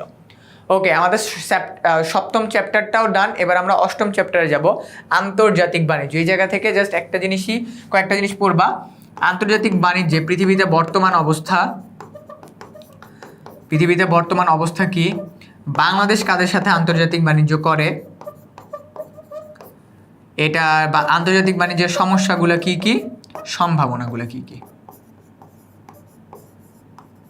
সমস্যা, সম্ভাবনা, দ্যাটস এনাফ। আন্তর্জাতিক বাণিজ্যের ক্ষেত্রে কোনটি আবশ্যক? দুইটা দেশ দুইটা পৃথক মুদ্রা ব্যবস্থা থাকতেই হবে, নাহলে হবে না, হবেই না। আন্তর্জাতিক বাণিজ্যে বিধিনিষেধ থাকলে তাকে কি বলা হয়? তাকে আমরা বলবো সংরক্ষিত বাণিজ্য। মনে করো কোনো কান্ট্রি সে অন্য কোনো কান্ট্রির সাথে লেনদেন করতে পারবে না, তার মানে তাদের বিজনেসটাকে সংরক্ষণ করে রাখা হয়েছে। B R equal to X minus M is greater than 0, এটা দ্বারা কি নির্দেশ করে? এটা দ্বারা নির্দেশ করে হলো অনুকূল বাণিজ্য ভারসাম্য। এক্স মাইনাস এম তার মানে কি? Export minus import. আমদানি থেকে যদি রপ্তানি মাইনাস করে আমাদের শূন্যর থেকে এটা বড় হয়, তার মানে আমরা অনুকূল বাণিজ্যিক ভারসাম্যতে আছি। ইপিজেড এর পূর্ণরূপ কি? ইপিজেড এর পূর্ণরূপ হলো এক্সপোর্ট প্রসেসিং জোন। কোনটা? Export processing zone. রপ্তানির চেয়ে আমদানি বৃদ্ধি হলে তাকে কি বলা হয়? তাকে বলা হয় তোমার প্রতিকূল। রপ্তানির থেকে আমদানি বৃদ্ধি হলে প্রতিকূল বাণিজ্য। তার মানে কি? আমার বিজনেস করার জন্য আমাদের দেশ সুইটেবল না, রপ্তানি থেকে আমদানি বেশি করছি, বেশি নিয়ে আসছি প্রোডাক্ট। অলওয়েজ মনে রাখবা প্রোডাক্ট বেশি বাইরের কান্ট্রিতে পাঠাইতে হবে। নিচের কোনটি বাংলাদেশের প্রচলিত রপ্তানি পণ্য? মানে রেগুলার বেসিসে প্রতি ইয়ার আমরা কি পাঠাই? প্রতি ইয়ার আমরা চা পাঠাই, তৈরি পোশাকও পাঠাই, বাট তৈরি পোশাক অপ্রচলিত, রিসেন্ট টাইমস অনেক ফেমাস হয়েছে। নিচের কোন দেশটি বাংলাদেশের বড় রপ্তানির বাজার? যুক্তরাষ্ট্র। একটু আগে এক্সাম্পল দিছি। বাংলাদেশে কোন দেশ বেশি জনশক্তি রপ্তানি করে? সৌদি আরব। আমরা সবচেয়ে বেশি সৌদি আরবে মানুষ পাঠাই। কোনটি রপ্তানির মাধ্যমে রেমিটেন্স পাওয়া যায়? জনশক্তি। বাইরের কান্ট্রিতে যারা গেছে সবাই রেমিটেন্স পাঠায়। বাংলাদেশের প্রধান রপ্তানি দ্রব্য কোনটা? তৈরি পোশাক। এটা হলো প্রধান রপ্তানি দ্রব্য। আর একটা হলো প্রচলিত। ট্রেড হলিডে সুবিধা পান কারা? যারা রপ্তানিকারক থাকে, যেসব কান্ট্রি তোমার বাইরের কান্ট্রিতে প্রোডাক্ট পাঠায় তারা ট্রেড হলিডে পায়। যার মানে ওই দিন কি নাই, ওই দিন তোমার কোনো মানে যে ট্যাক্স অ্যান্ড অল দ্যাট এগুলার কোনো হিসাব কিতাব নেই। বাংলাদেশের রপ্তানি আয়ে কোন পণ্যের অবদান সবচেয়ে বেশি? রপ্তানি আয়ে ডেফিনেটলি তৈরি পোশাকের অবদান সবচেয়ে বেশি, আমরা সবচেয়ে বেশি তৈরি পোশাক পাঠাই। বাংলাদেশের রপ্তানি বাণিজ্যের উন্নয়নের জন্য কোন সংস্থা কাজ করতেছে? এটা হলো রপ্তানি উন্নয়ন ব্যুরো। বাই দ্য ওয়ে, তোমরা ব্যুরো এটার ইংরেজি যে বানানটা আছে না, এটা কিন্তু ঢাকা বিশ্ববিদ্যালয়ে অনেকবার আসছে ইংরেজিতে। Which one is the correct spelling? বানানটা ব্যুরো বানানটি একটু মাথায় রেখো। কোনটি অভ্যন্তরীণ ও আন্তর্জাতিক বাণিজ্যের মধ্যে পার্থক্য নির্ধারণ করে? অভ্যন্তরীণ ও আন্তর্জাতিক বাণিজ্যের মধ্যে পার্থক্য নির্ধারণ করে কে? মুদ্রা কি করে? আন্তর্জাতিক বাণিজ্য আর অভ্যন্তরীণ বাণিজ্যের মধ্যে পার্থক্য নির্ধারণ করে। আমদানি ব্যয় অপেক্ষা রপ্তানি ব্যয় বেশি হলে সেটাকে আমরা কি বলবো? দেখো, আমদানি থেকে রপ্তানি বেশি হয়েছে, ডেফিনেটলি এটা আমাদের অনুকূল পরিবেশ, ভালো আছি আমরা। বিশ্বায়ন বলতে কি বোঝায়? বিশ্বায়ন বলতে তোমার বিশ্বগ্রামকে বোঝায়। তারপরে হলো বিশ্বায়ন বলতে মূলত কি বোঝায়? একই কোশ্চেন। বিশ্বায়ন বলতে মূলত কি বোঝায়? অর্থনৈতিক বিশ্বায়ন, মানে ইকোনমিক্যালি আমরা সবার সাথে কানেক্টেড। আন্তর্জাতিক বাণিজ্য সম্পন্ন হওয়ার জন্য আবশ্যক কি? দুইটা দেশ একটি পণ্য, দুটি দেশ দুটি পণ্য, দুটি দেশ একই মুদ্রা ব্যবস্থা। 3 নাম্বারটা হবেই না। 3 যখন হবে না তার মানে 1-2 হবে। দুইটা দেশ দুইটা মুদ্রা ব্যবস্থা হবে। রপ্তানি বৃদ্ধিতে ইতিবাচক প্রভাব ফেলতে পারে কে? রপ্তানি বৃদ্ধিতে শুল্ক হ্রাস, শুল্ক বৃদ্ধি, ভর্তুকি বৃদ্ধি। 1-3। শুল্ক বৃদ্ধি করলে মানুষ তো লেনদেন করবেই না। সিমিলারলি রপ্তানি বাণিজ্যে পরিবর্তনের ধারা হলো অপ্রচলিত পণ্যের রপ্তানি বৃদ্ধি। ইয়াস, অপ্রচলিত পণ্যের রপ্তানি বৃদ্ধি করতে হবে। বাণিজ্য কেন্দ্রমুখীকরণ করতে হবে। না, বাণিজ্য কেন্দ্রমুখীকরণ করা যাবেই না। বাণিজ্য কেন্দ্রীভূত করলে কি হবে? বাণিজ্য কেন্দ্রীভূত করলে একটা নির্দিষ্ট কিছু মানুষ বড়লোক হবে। 1-3 হবে এটা। ওকে, সেকেন্ড লাস্ট চ্যাপ্টার আমাদের সরকারি অর্থ ব্যবস্থা। এটা অনেক মানে বাংলাদেশের সরকার কিভাবে টাকা আয় করে, কিভাবে টাকা ব্যয় করে, এতটুকুই। বাংলাদেশের সরকারের আয়ের উৎস, ব্যয়ের উৎস, এতটুকুই। এটা বললেই হয়ে গেছে। সরকারের ব্যয়ের মূল উদ্দেশ্য কি? আমাদের দেশের সরকারের ব্যয়ের মূল উদ্দেশ্য হলো দেশ রক্ষা করা বা জনকল্যাণ করা। 1991 সালে ছাল থেকে পণ্য এবং সেবার মূল্য উপর আরোপিত করকে কি বলা হয়? এটাকে বলা হয় মূল্য সংযোজন কর, ভ্যাট, ভ্যালু অ্যাডেড ট্যাক্স। বর্তমানে দেশে বাৎসরিক 3 লাখ এবং আয়ের উপর জনগণকে কত টাকা দিতে হয় এটাকে বলবো আমরা আয়কর। এটা একটু চেঞ্জ হয়েছে মেবি, তোমার ইনকাম ট্যাক্সের যে স্ল্যাবটা ওটা চেঞ্জ হয়েছে। কোনো সুযোগের প্রত্যাশা করে সরকারকে যা প্রদান করা হয় তাকে কি বলা হয়? কোনো সুযোগের প্রত্যাশা করে সরকারকে প্রদান করলে এটাকে আমরা ফি বলি। এটাকে আমরা বলি ফি, মানে আমরা এক্সপেক্ট করছি সরকার আমাদেরকে কোনো বেনিফিট দিবে। সরকারি আয়ের সবচেয়ে বড় উৎস কি? সরকারি আয়ের সবচেয়ে বড় উৎস হলো ভ্যাট। আয়কর কিন্তু আলাদা, ভ্যাট প্রতিটা প্রোডাক্টের উপর সরকার আমাদের থেকে ভ্যাট। ভ্যাটের পূর্ণ কি? ভ্যালু অ্যাডেড ট্যাক্স, 3 নম্বরটা। সরকারের আয়ের প্রধান খাত কি? সরকারের আয়ের প্রধান খাত হইল কর রাজস্ব। কর রাজস্ব। করের আপাত ভার ও চূড়ান্ত ভার ভিন্ন ভিন্ন ব্যক্তি বহন করলে তাকে কি বলা হয়? তাকে বলা হয় পরোক্ষ কর।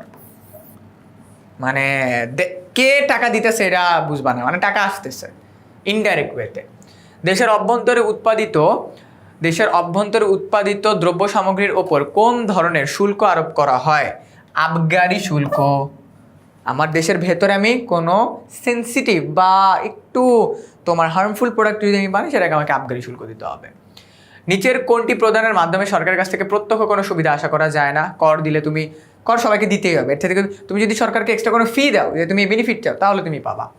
প্রত্যক্ষ করের উত্তম উদাহরণ কি? প্রত্যক্ষ করের উত্তম উদাহরণ হলো আয়কর। তোমার নিজে আয়কর প্রতিষ্ঠানে গিয়ে যেখানে গিয়ে তোমাকে টাকা দিতে হবে। কোনটি পরোক্ষ কর? পরোক্ষ কর বলতে আমরা বুঝি মূল্য সংযোজন কর, ভ্যাট যেটাকে আমরা বলি। কোনটি সরকারের রাজস্ব ব্যয়? সরকারের রাজস্ব ব্যয় হয়েছে কোথায়? সরকারি কর্মচারীর বেতন দিতে, এই যে আমাদের টাকা থেকে বেতনগুলো দেওয়া হয়। কোনটি রাজস্ব বহির্ভূত আয়? রাজস্ব বহির্ভূত আয় হলো আমাদের জরিমানা। তুমি মনে করো ট্রাফিক আইন অমান্য করে একদম মনে করো 300 স্পিডে কোনো গাড়ি আছে নাকি আমি জানি না, একদম যা মনে করো তোমার গাড়িকে আরেকটা দোকানের ভিতরে মেরে দিলা, জরিমানা দিতে হবে না? প্রত্যক্ষ কোনো সুবিধার বিনিময়ে সরকার প্রদত্ত অর্থকে কি বলা হয়? আমরা ফি বলি। তারপর হলো করঘাত ও করপাত একই ব্যক্তির ওপর পড়ে এমন করকে কি বলা হয়? আয়কর বলা হয়। নিচের কোনটি সরকারি ঋণের অভ্যন্তরীণ উৎস? সরকারি ঋণের অভ্যন্তরীণ উৎস হলো ট্রেজারি বন্ড, সরকারকে তুমি ঋণ দিতেছ। সরকারের অনুৎপাদনশীল ব্যয় কোনটি? অনুৎপাদনশীল ব্যয় হলো আমাদের যুদ্ধ খাতে ব্যয়। অনুৎপাদনশীল মানে এখান থেকে সরকার কিছু উৎপাদন করবে না, দেশের ডেভেলপমেন্টে ব্যয় করবে খালি। নিচে কোনটি সরকারি ঋণের অভ্যন্তরীণ উৎস? সরকারি ঋণের অভ্যন্তরীণ উৎস হলো বাণিজ্যিক ব্যাংক। ঠিক আছে, সরকারি ঋণের অভ্যন্তরীণ উৎস হলো বাণিজ্যিক ব্যাংক। মনে করো তোমার কেন্দ্রীয় ব্যাংকের টাকা প্রয়োজন, কেন্দ্রীয় ব্যাংক অন্য কারো কাছে যাওয়ার আগে বাংলাদেশের সকল কেন্দ্রীয় ব্যাংকের বাণিজ্যিক ব্যাংকের কাছে যাবে। যে ঋণ জাতীয় উৎপাদন বা সম্পদ বৃদ্ধিতে সহায়তা করে তাকে আমরা কি বলি? তাকে বলা হয় আমরা মৃতভার ঋণ। তাকে আমরা করেন না, দেখো করেন না, আর করলে সেটাকে সক্রিয়, আর করে না বললে মৃতভার, লাভ নেই কোনো।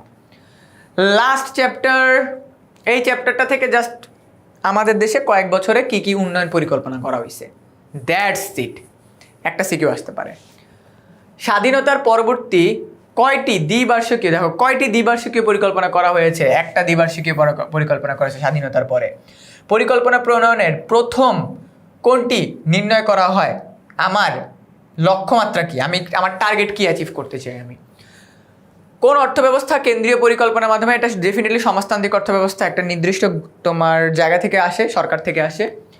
কোনটি স্থানীয় ব্যয়? স্থানীয় ব্যয় হলো কালভার্ট তৈরি, ওই যে গ্রামের দিকে তোমার করা হয় কালভার্ট বা সেতু নির্মাণ করা হয়। তারপর হলো প্রেক্ষিত পরিকল্পনার মেয়াদকাল কত? তোমাদের এই চ্যাপ্টারটা যখন পড়াইছিলাম পেইড ব্যাচে তখন বলছিলাম প্রেক্ষিত পরিকল্পনার মেয়াদ হলো 10 থেকে 25 বছর। এডিপি এর প্রকল্প বাস্তবায়নে কার অনুমোদন প্রয়োজন হয়? ইসিএনইসি, এটার পুনরূপ যারা জানো কমেন্টে আমাকে জানাই দিও। বাংলাদেশের দারিদ্র্য বিমোচন এবং খাদ্যের স্বয়ংসম্পূর্ণতার জন্য 2016 থেকে 2018 পর্যন্ত গৃহীত পরিকল্পনা কি পরিকল্পনা? এটা আমাদের একটা দীর্ঘমেয়াদী পরিকল্পনা, কারণ 10 বছরের অধিক হয়ে গেছে। বাংলাদেশে এখন কততম পঞ্চবার্ষিকীয় পরিকল্পনা চলতেছে? এখন আমাদের 8ম পঞ্চবার্ষিকীয় পরিকল্পনা চলতেছে এই মুহূর্তে। তারপর হলো 6ষ্ঠ পঞ্চবার্ষিকীয় পরিকল্পনার মেয়াদকাল কত থেকে কত ছিল? এগুলো তোমাদের বইয়ে দেওয়া আছে 2011 থেকে 2015। দীর্ঘমেয়াদী পরিকল্পনার উদ্দেশ্য কি? সুশাসন বৃদ্ধি, টেকসই উন্নয়ন লক্ষ্যমাত্রা, খাদ্য নিরাপত্তা, 1, 2, 3 তিনটাই দীর্ঘমেয়াদী লক্ষ্যর উদ্দেশ্য তিনটে। এডিপি এর পুনরূপ কি? Asian development annual development plan. ADP Asian development plan না, অ্যানুয়াল ডেভেলপমেন্ট প্ল্যান, একটা বাৎসরিক পরিকল্পনা। কোন দেশ সর্বপ্রথম অর্থনৈতিক পরিকল্পনা গ্রহণ করে? অর্থনৈতিক পরিকল্পনা সর্বপ্রথম গ্রহণ করা হলো রাশিয়া। বাংলাদেশে 2010-2021 সালে মেয়াদি পরিকল্পনাকে কি বলা হয়? প্রেক্ষিত পরিকল্পনা বলা হয়। তারপর হলো প্রেক্ষিত পরিকল্পনা মেয়াদকাল কত? 10 থেকে 25 বছর, মানে দীর্ঘমেয়াদী পরিকল্পনা যেটা। তারপরে হলো উন্নয়নশীল দেশে উন্নয়ন পরিকল্পনার মূল লক্ষ্য কি? উন্নয়নশীল দেশে উন্নয়ন পরিকল্পনার মূল লক্ষ্য হলো অর্থনৈতিক স্থিতিশীলতা অর্জন করা। নির্দিষ্ট সময়ে বৈদেশিক সাহায্য ব্যবহার নিশ্চিত করা হয় কোনটার মাধ্যমে? ডেফিনেটলি মধ্যমেয়াদী পরিকল্পনার মাধ্যমে, কারণ এক এক টাইমে একটু সার্টেন টাইম পর চেঞ্জ হয়ে যেতে পারে। কোন পরিকল্পনায় সম্মিলিত সিদ্ধান্ত প্রাধান্য পায়? ডেফিনেটলি কেন্দ্রীয় পরিকল্পনায় সম্মিলিত সিদ্ধান্ত প্রাধান্য পায়। কোন দেশে সর্বপ্রথম পঞ্চবার্ষিকীয় পরিকল্পনা নেওয়া হয়? রাশিয়াতে।